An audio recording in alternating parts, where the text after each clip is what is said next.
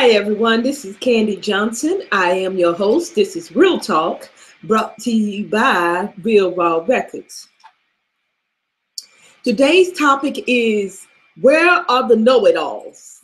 Okay, we want to know, where are the know-it-alls? Generally, when this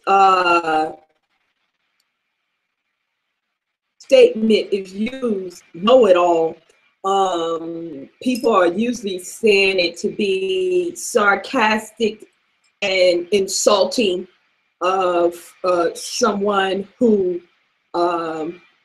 seem to have the answers to everything. I don't understand myself why or how and at what point in our society did knowing things become an insult. But that's the way it is, all right? Now, I don't think people give things much thought before they say them or before they incorporate certain sayings or wordings in their conversation. And what I mean by incorporate things into their conversation, for example, people have used the word know-it-all or using that as a derogatory term. Now, if they were using that term in a derogatory manner and they were referring to someone who isn't pretending like they know what they're talking about, and I have come across a lot of those type of people. Generally, they are very unknowledgeable people. But the problem I'm having with the term know-it-all being used towards a person that's knowledgeable is that, is it supposed to be a good thing to be dumb? I don't understand that. Is it supposed to be a bad thing to know things, to be wise?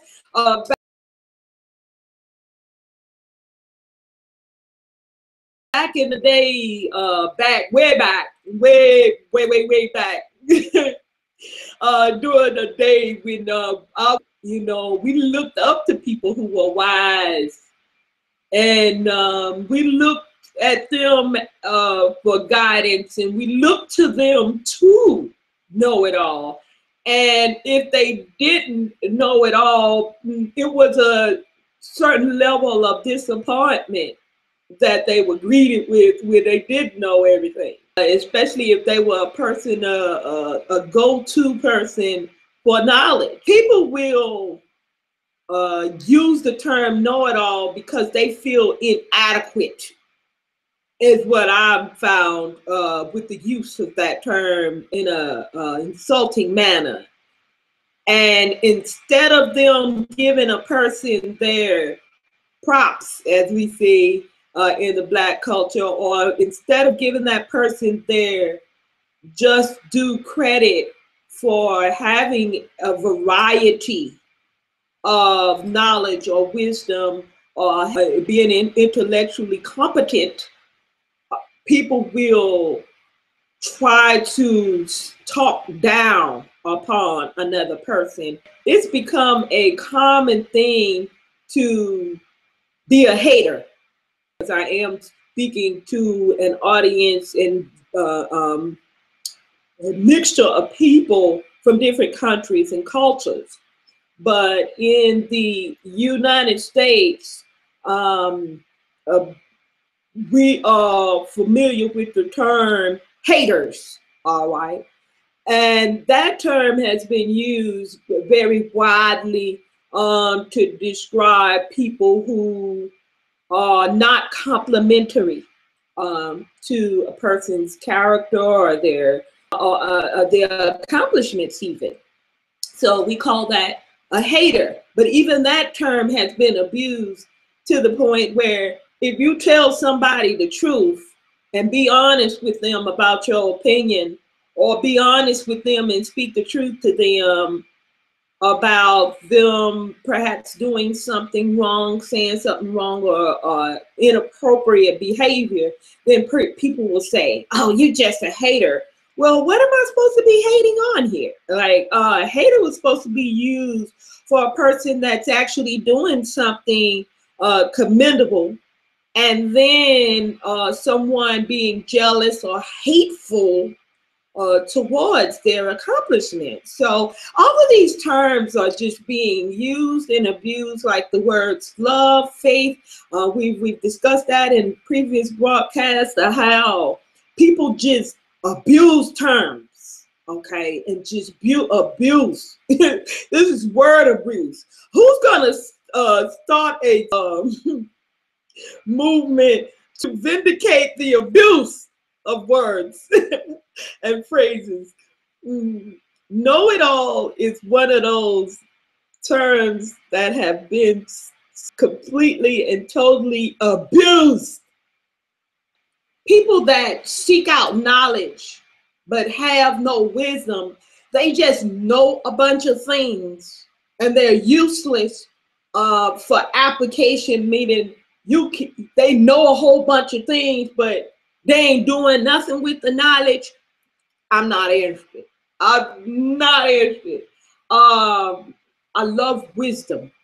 Wisdom is applicable knowledge, okay? It's knowledge guided by understanding, okay? Sometimes I will come across people that are very knowledgeable about things, but they have no clue of how to make use of that information.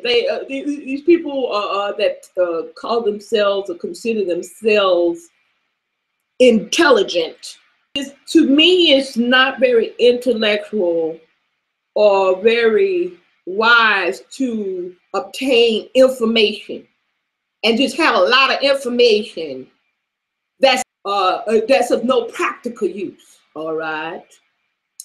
So I'm looking for the know-it-alls. Not very many people would probably be interested in know-it-alls.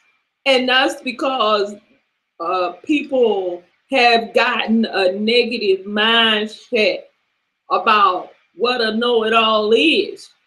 But I'm gonna give you all something to jack your brain around a little bit today, all right? Just another little something to think about. Do y'all remember that game that, I don't know if they still have it on air, but it used to be a game on television. I think it was called, Do You Want to Be a Millionaire? All right. Well, on that show, I'll say, now I could be mistaken, but just get the point of the message I'm trying to get across to you.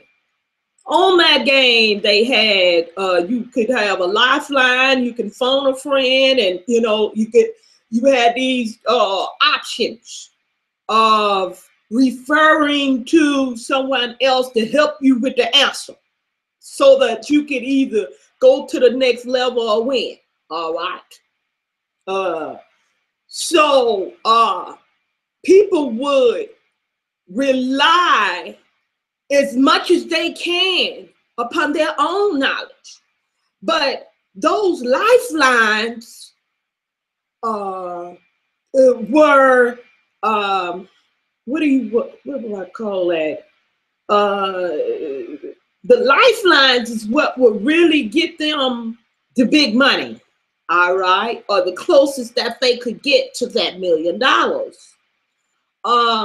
Now, if you had an option to call somebody and phone a friend to help you, and you was right there at the point in the game where you was going to win hundreds of thousands of dollars, or either $1 million, would you want to call your best friend that tell you all the good, beautiful things that you want to hear, and tell you you're so perfect and you're so wonderful and you're so awesome and you rock?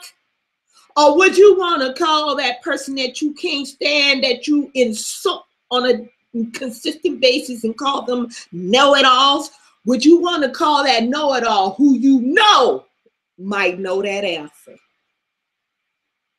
Give that a little thought, but when you're doing it, keep it real or take your ass back to fantasy land, because know-it-alls are worth a lot of money. You just didn't think it of that way. And if you didn't think of it that way, it's because you don't know nothing.